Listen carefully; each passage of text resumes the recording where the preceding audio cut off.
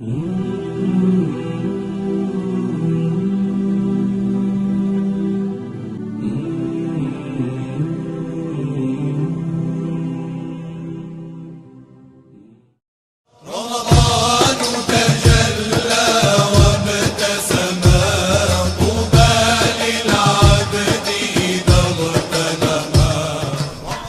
عليكم ورحمة الله وبركاته.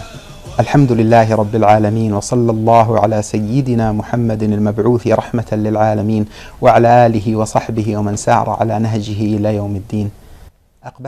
Наступил месяц Рамадан, несущий с собой блага и дары от Всевышнего Аллаха, Аль-Хак Джалля Джалялюху, которыми Он наполняет сердца искренне встречающих этот месяц.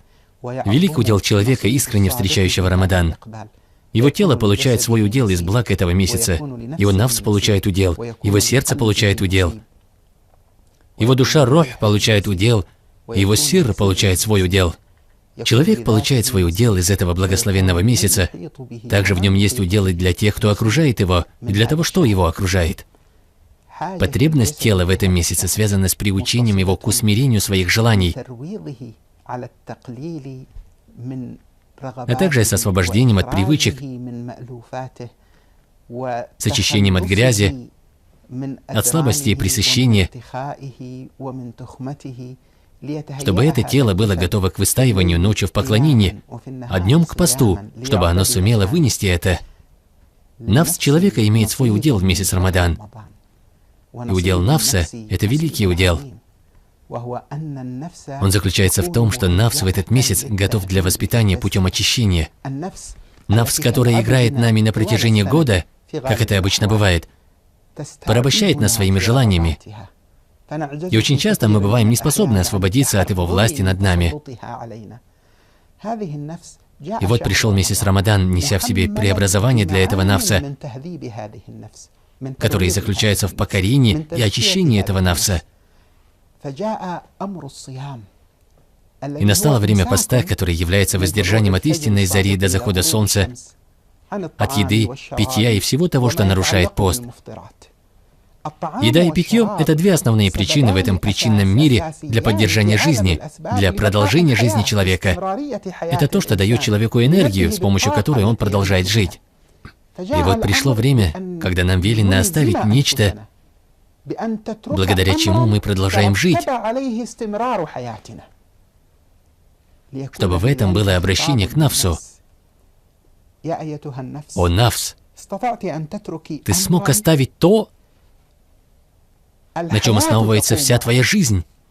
И как же ты можешь утверждать, что ты не способен отринуть то, от чего не зависит твоя жизнь? Более того, это привычки и обычаи твоего тела. Как ты можешь быть довольным тем, что в тебе укрепляется плохая, мерзкая привычка или обычай, которая становится преградой между тобой и возвышением, становится преградой между тобой и связью с Аллахом, и это является доводом в течение дня Рамадана против нафса? Далее к нам пришла сунна умеренности в разговении. И пусть ни один из нас не встречает время разговения, будто между ними и едой стоит хищник, который пытается забрать у него еду, но мы должны быть умеренными в еде, не проявляя чрезмерности, а потом направиться на ночную молитву и таравих. В течение дня постящийся отнял у нафса то, от чего зависит его существование, то есть еду и питье. Да, есть и другой аспект. Это связь между мужчиной и женщиной, инстинктивная связь, целью которой является продолжение человеческого рода. Еда и питье были причиной продолжения жизни, а на этой природной связи между мужем и женой основано продолжение всего человеческого рода. И человек оставляет ее ради Аллаха на протяжении дня. Когда приходит время таравиха, человек встает на молитву, но его нафс в этот момент сильнейшим образом склонен к лени. Я постился весь день, а в этом году Рамадан выпал на лето. В это жаркое время, длинный день и короткую ночь, я покушал, и, быть может, мой живот отяжелел из-за того, что немного перешел грань того, в чем нужна была умеренность. Я ощущаю тяжесть. Нафс стал склонен к отдохновению, и в этот момент ты подавляешь его, в тот самый миг, когда он страстно желает отдохнуть. Ты подавляешь его, чтобы предстать перед Аллахом, субхану ва тааля. Таким образом, день и ночь дают му'мину шанс схватить свой нафс за узду, и со временем ты приучаешь свой нафс к этому посту. И ты перестаешь чувствовать тяжесть поста. Нафс перестает ощущать тяжесть.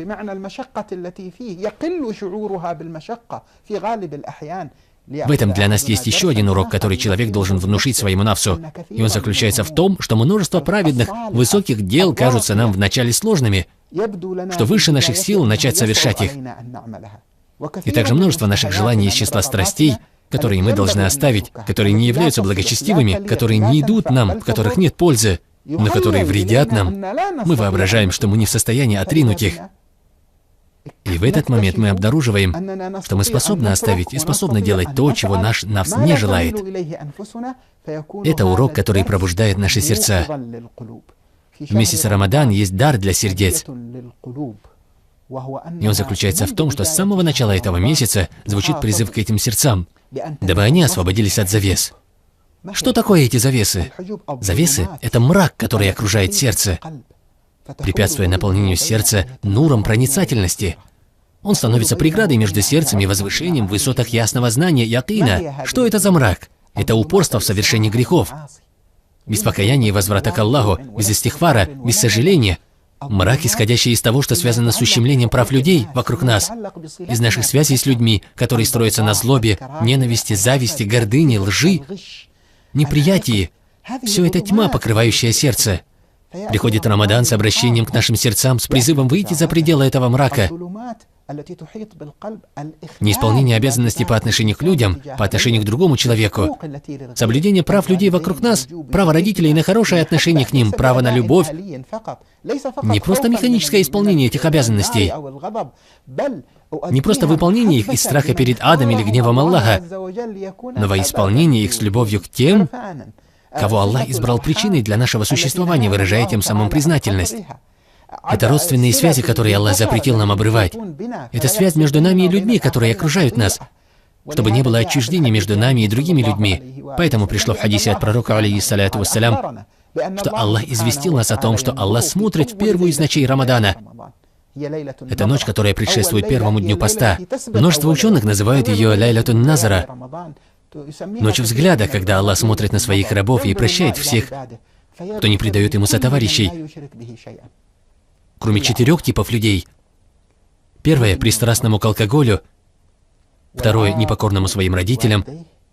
Третий — обрывающему родственные связи. И четвертый — враждующему с мусульманином. Четвертое — и враждующему с мусульманином, тому, кто хранит в своем сердце злобу и ненависть, вражду и неприязнь, отчужденному от людей. Ведь основа — это связь, а не отчуждение, не борьба, не ненависть. Когда все, что упомянуто нами, венчает чтение Корана, во время которого человек немного размышляет с таким чувством в сердце, что, когда он читает аят Корана, то находится в состоянии, когда к нему обращается Аллах. Молящийся обращается к Аллаху.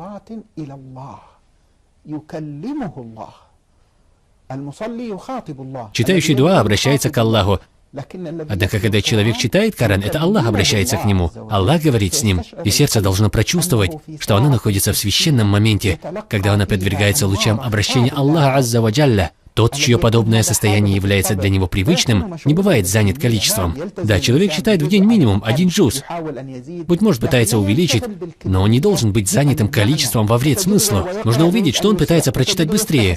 Ты видишь, что он переворачивает страницу, другую, с мыслью: «Ага, я достиг руба, 8-я часть джуза, вот и хизб, половина джуза, уже 3 руба, вот я и закончил». Нет, суть заключена не в этом. Человек должен читать Коран, ощущая величие слов Аллаха. Если человек находит в Коране какое-либо повеление, в котором он проявил слабость, этот человек порицает себя за это неповиновение и обращается к Аллаху с мольбой, прибегая к Нему, чтобы Аллах помог ему в совершении этого дела. Поистине, когда это понимание освещает сердце, исчезает та тьма, которая его окружала, рух человека становится готовым получить свой удел из месяца Рамадан. Рух — это возвышение любви в человеке, потому что он является тайной, связывающей человека с Аллахом в поклонении и создании. «И вдохну в него от моего духа, о человек, в тебе есть тайна божественного вдохновения». Поэтому рух человека страстно стремится к высшему миру.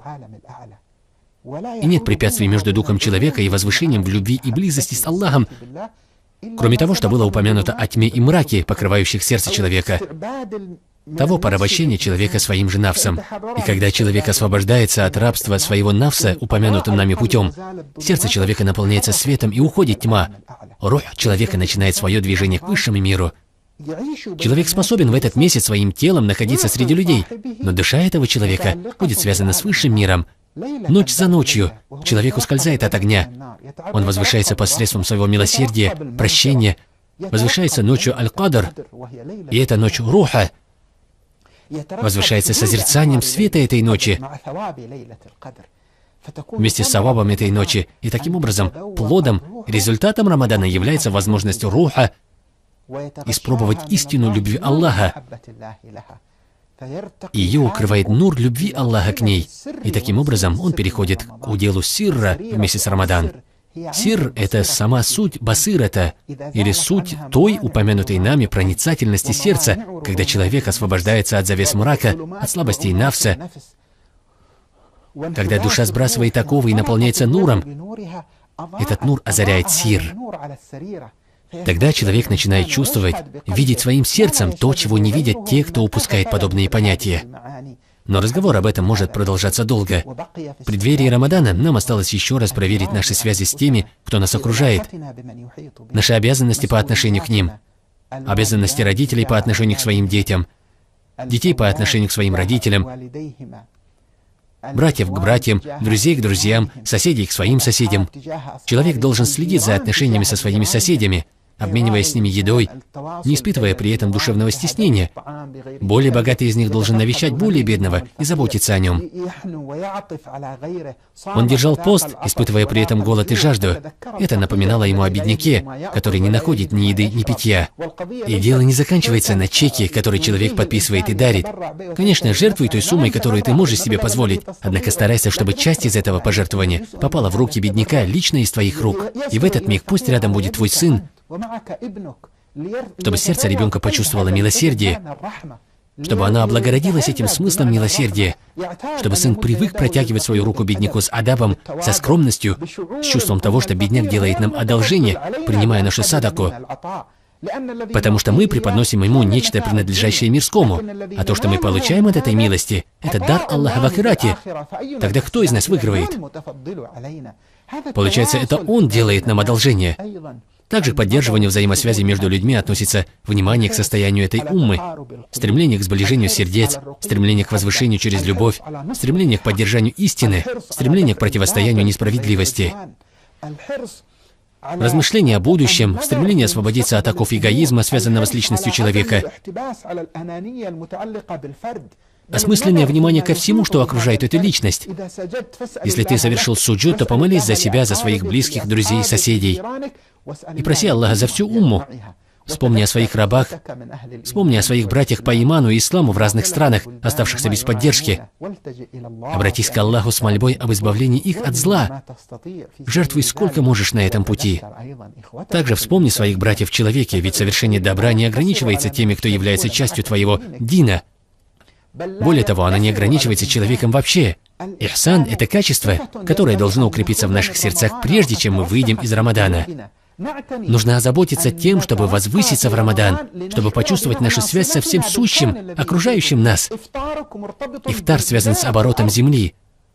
Твой ифтар начинается вместе с закатом. Ты связан с миром, который окружает тебя.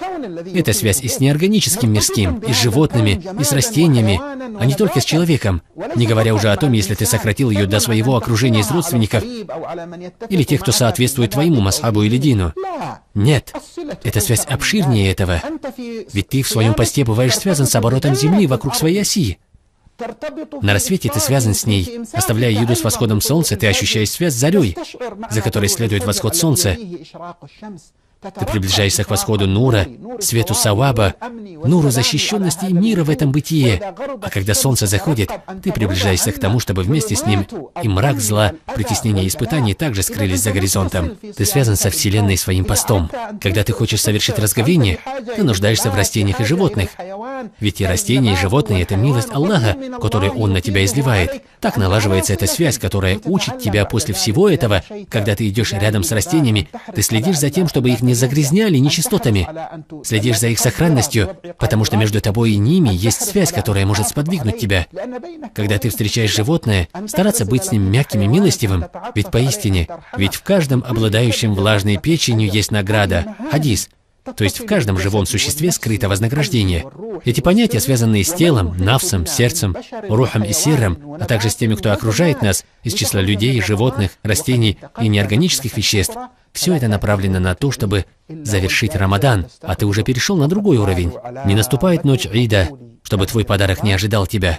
Сказано, что признак принятия Рамадана, когда состояние му'мина после Рамадана лучше, чем до. Как все это достигается? Не волшебной палочкой, не нажатием на кнопку. Конечно, Аллах над всякой вещью мощен. Он может вмиг изменить состояние своего раба. Однако Аллах вменил нам следование причинам, асбаб, чтобы в течение 30 дней, в течение месяца, человек поднимался по ступеням возвышения в этих высотах, дабы не дать закончиться месяцу, кроме как будучи готовым к еще более великому возвышению, чтобы оно было больше того, что было до этого месяца. أسأل الله عز وجل أن يبارك لنا ولكم في رمضان.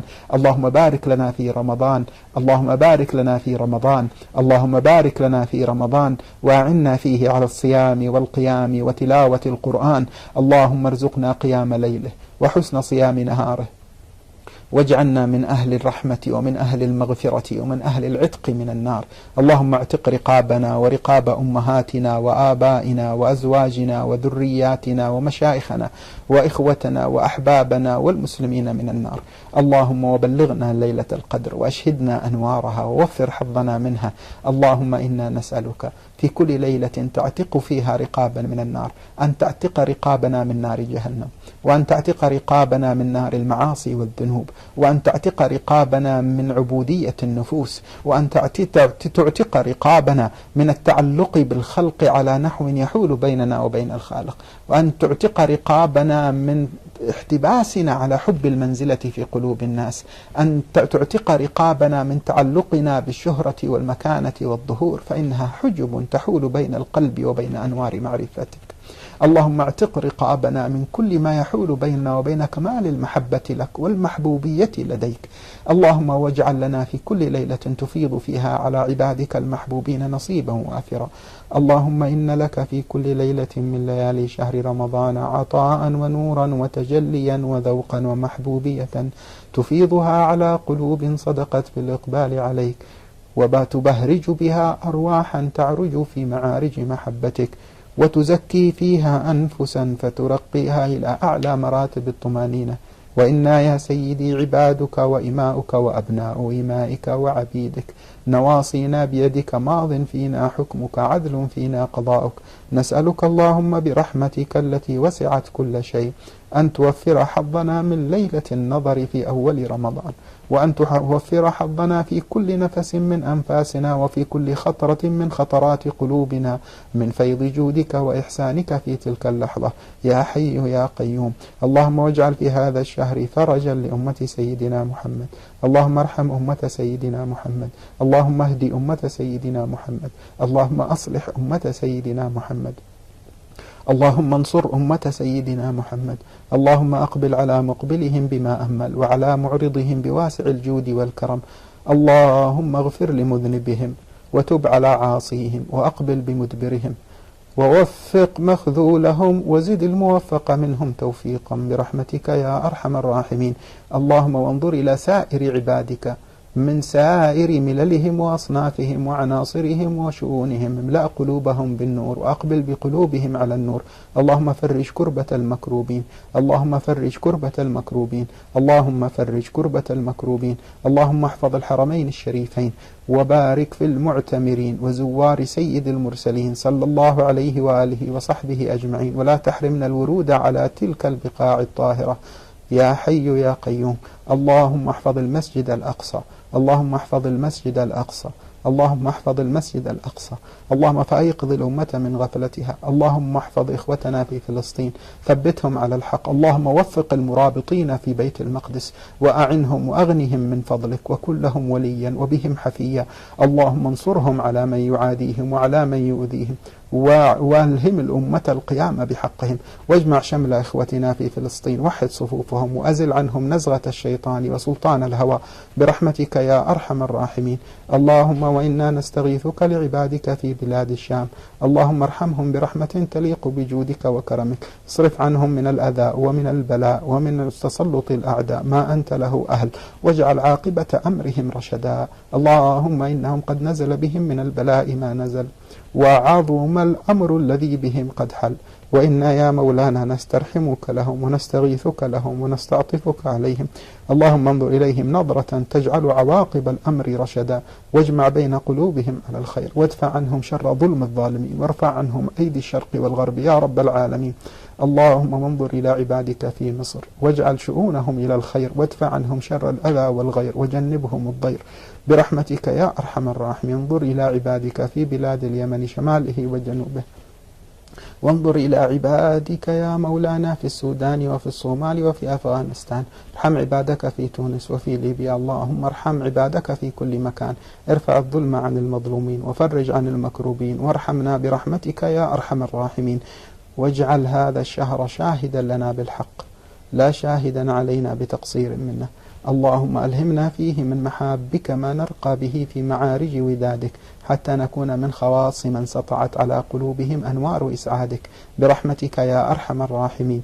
واجعل آخر كلامنا من الدنيا لا إله إلا الله محمد رسول الله صلى الله عليه وآله وسلم بحقائقها متحققين حسا ومعنى ظاهرا وباطنا برحمتك يا أرحم الراحمين. وصلى الله على سيدنا ومولانا محمد أطيب من صام ومن صلى، وعلى آله وصحبه ومن سار على نهجه إلى يوم الدين. وآخر دعوانا أن الحمد لله رب العالمين.